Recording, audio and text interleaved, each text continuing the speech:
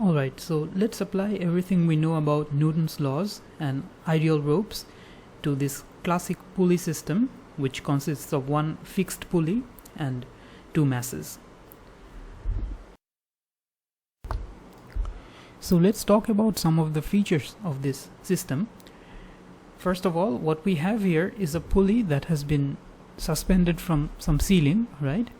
And there are two masses connected by a rope that hangs over the pulley, and there's a floor somewhere at the bottom. So if we suspend this system like this, what's going to happen is perhaps, mass 1 is going to fall downwards and mass 2 is going to rise up, or vice versa, right? So while doing so, obviously the rope is going to slide over the pulley, right? This rope is going to slide over the pulley. First assumption we make is that the pulley is frictionless, so that the rope can, freely slide over the pulley without catching up anywhere, right? The next assumption that we're going to make is that the rope is ideal, namely it's almost massless, and another one we are going to make is that it's almost inextensible. In which case, if, let's say, while falling down, let's suppose mass 1 is falling down and it has an acceleration a1, then correspondingly, because the rope is inextensible, if the mass 1 is going to fall down, right, mass 2 must rise up at the same rate, so that if we use the acceleration vector a1 to represent the acceleration of mass 1, then the acceleration of mass 2 must be given by minus a2. Then we can use a single letter to denote both of these. In this case, let's say we have a1, or the acceleration of mass 1 equal to a, then the acceleration of mass 2 would just be given by minus a, right? That's the notation we are going to use, and the task is to find the acceleration of the masses after they have been released. So we want to find a, right? But before we carry out that task, let's look at what we should expect. Namely, let's look at some limiting cases. For example, what do you think will happen if you suspend two equal masses, right? What if you have m1 equal to m2? Our intuition says that in that case, neither of the masses are going to move, things are going to stay stationary. That is, a would be 0 in this special case. Alright. Also, you should expect that if m1 is greater than m2, you would expect that m1 falls down, right? And then m2 rises. That's just the natural expectation. What about if m1 is much larger than m2? Like, for example, what if in place of m1 you were to suspend an elephant, right? So in that case, you would expect, well, another way to write down m1 much larger than m2 is that this would be useful. m2 by m1, that is this fraction, will be a very small number. Let's say it's approximately 0. Well, in that case, we would expect that not only would m1 fall down, right, but it would fall down as if m2 just did not exist. That is, if m2 did not exist, then that elephant would be a free-falling elephant, and free-falling particles have, or free-falling elephants have an acceleration of g. We would expect if one of the masses is extremely large, much larger than the other mass, it would almost fall like a free particle. That is, a would be almost equal to g. So let's try to derive the general expression for the acceleration of the masses in this system, and then once we find the expression, we will check it to see if we indeed obtain these limiting cases. Alright, so let's try to solve the task of finding the acceleration of the two masses. As usual, we like to start by setting up a coordinate system. Let's set up a y-axis along this direction.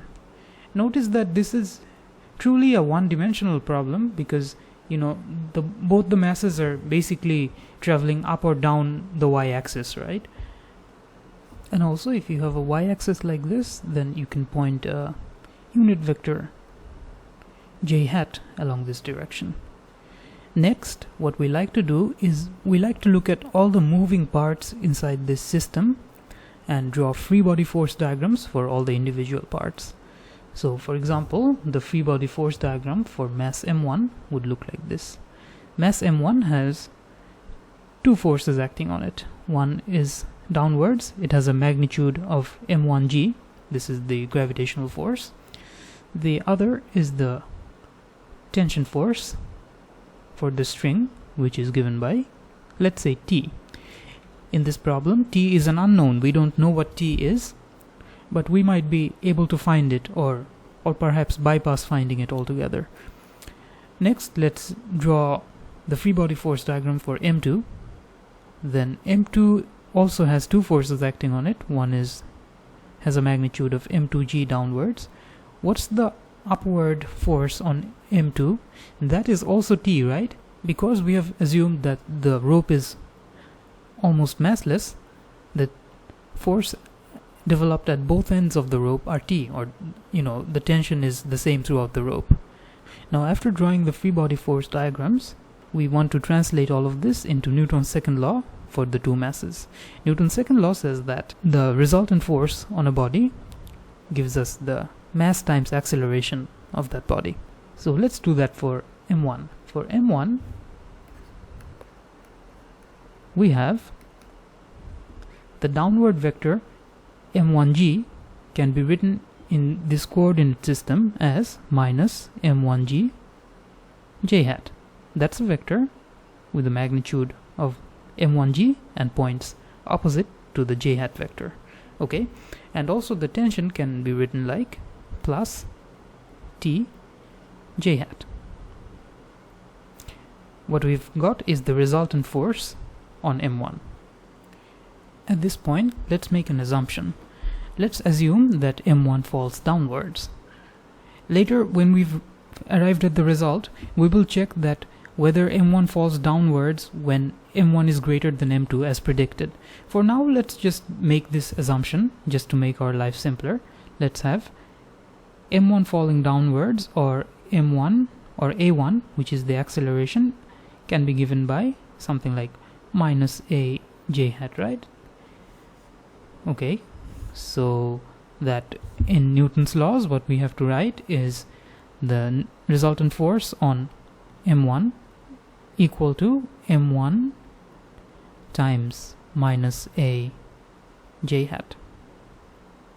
And similarly, for M2, we can carry out this same exercise and have minus m2 g j hat plus t j hat, the resultant force on M2, equal to mass times acceleration.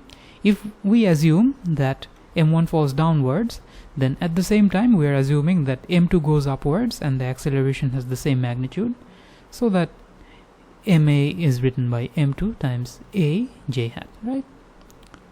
At this point we obtain two vectorial equations. If we compare the components on both sides, we are left with the following two scalar equations. From 1 and 2 we get these, right? Now what can we do with them? We have two equations with two variables, or two unknowns. The two unknowns are the tension T and the acceleration A. We're not interested in T at all. We are interested in finding the acceleration. So what we can do is we can, let's say, do 1 minus 2, in which case we will have minus m1 plus m2 g equal to minus m1 minus m2 a. We can subject a from this and we arrive at the following expression: a equal to m1 minus m2 by m1 plus m2 times g hat times g. Before anything else, let's check that the dimensions make sense. In this fraction, that is m1 minus m2 by m1 plus m2, this fraction is dimensionless, right? Because it's just mass divided by mass. On the other hand, g has a dimension of acceleration, so that both the right and left hand side of this equation have dimensions of acceleration. Whenever you do any derivation, it's very nice to check out the dimensions on both sides, just as a sanity check. The other thing is that we expect some limiting cases from this problem, and now is the perfect time to check them out. So, limiting cases. What were the limiting cases? In limiting case 1, we wanted to find out what happens if m1 equal to m2, right? So in case 1, if m1 equal to m2, what do we expect? We expect that both of these masses will stay stationary, right? And that is indeed the case in this formula. If you plug in m1 equal to m2, you get a equal to 0, as expected. What was the second limiting case? Second limiting case was if m1 is greater than m2, we expect m1 to fall down. Now look, we had assumed when solving this problem that m1 falls downwards, right? We had a1 equal to minus a j hat. When does m1 fall down? If a is a positive number, right? If a is a positive number, then minus a j hat is a vector that points downwards.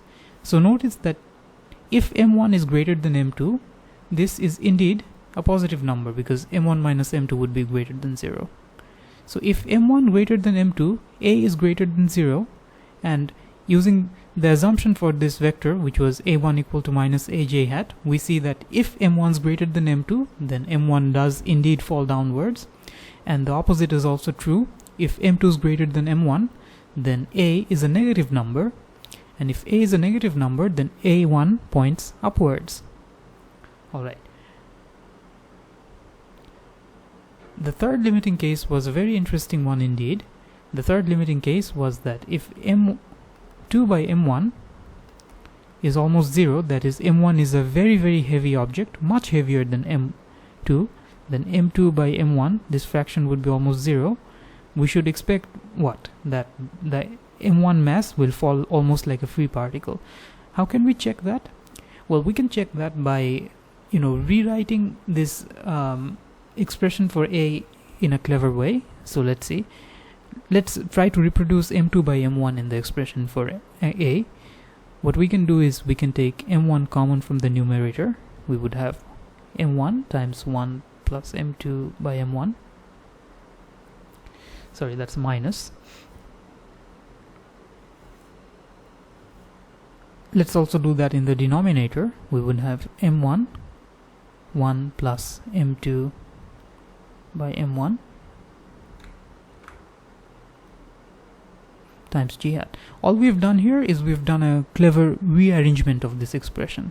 But now if you plug in m2 by m1 is approximately 0, you would get, in both numerator and denominator, you would get just 1, right? See, these cancel. You would approximately, in that limit m2 by m1 tends to 0, you would get 1 on both the numerator and denominator, so that indeed if m2 by m1 is approximately 0, then a is approximately g, as expected. So now we've found basically an expression for the acceleration of the masses in this pulley, and we've also checked that the physical expectations that we have for this system in these limiting cases, we've checked that those hold for this expression. So we are fairly confident that we got everything right. So that's it for this lecture.